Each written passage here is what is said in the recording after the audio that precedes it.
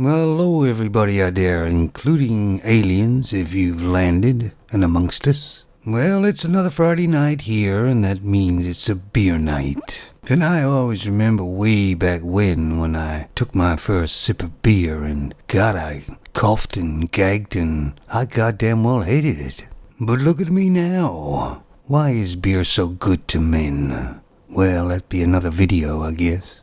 But right now I'm going to talk about DNA. Yeah, I know I talked about it before, but it's kind of waned a bit again. And like I said before, I believe there should be a DNA test done every time there's a baby born. Because really at the moment all the feminine has to say, oh, it was him, and that's good enough. But I have no idea why. Because as we know as real men, femons cannot be trusted and are very deceitful. And maybe the guys don't want to get a DNA test done in case it shows them something they don't want to know maybe. But the government crushes it anywhere it comes about, doesn't it? Why is that? Because the government knows there's many men out there that are paying for children that aren't theirs, but the man doesn't know it. The femon has a fair idea though, I betcha. But if there was a DNA test done and found out not to be his children or one of his children, who's going to pay for it? Well, it's going to be the government, isn't it? That's why they don't want to push it at all. They want to crush it. So any men out there, I would say get a DNA test done. Why not? Because you're taking the word of a femon that we know are born liars. Well, at least most of them are anyway. If they don't lie at first, they certainly learn how to do it very quickly. So there was a story in the paper, I'll put a link to it down below, about a femon and her ex put a tracker on her car or something.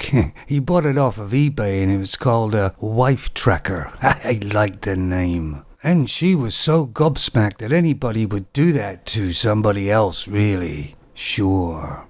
And of course it all goes to say, oh, the man is a controlling man and that's why and everything. What a crock of shit, eh? If anybody's controlling, it's the femon for sure. Obviously the man doesn't trust her. I wonder why. And he wants to find out what she really is doing or where she's going. But the femons don't like that because then they can't screw around, can they? And they're gobsmacked that anybody would do that, sure. Femons used to phone up the pub and the clubs for guys, didn't they? At least I remember that. They used to actually go to the clubs to see where their man was.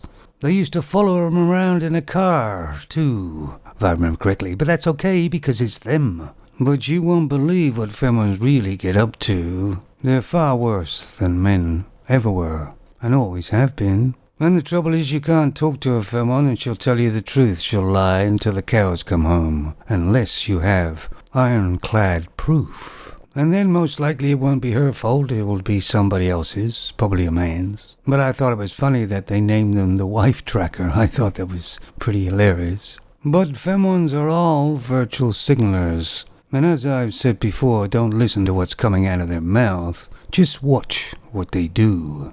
Because what comes out of their mouth, they're absolutely a fantastic, loving, caring, beautiful person.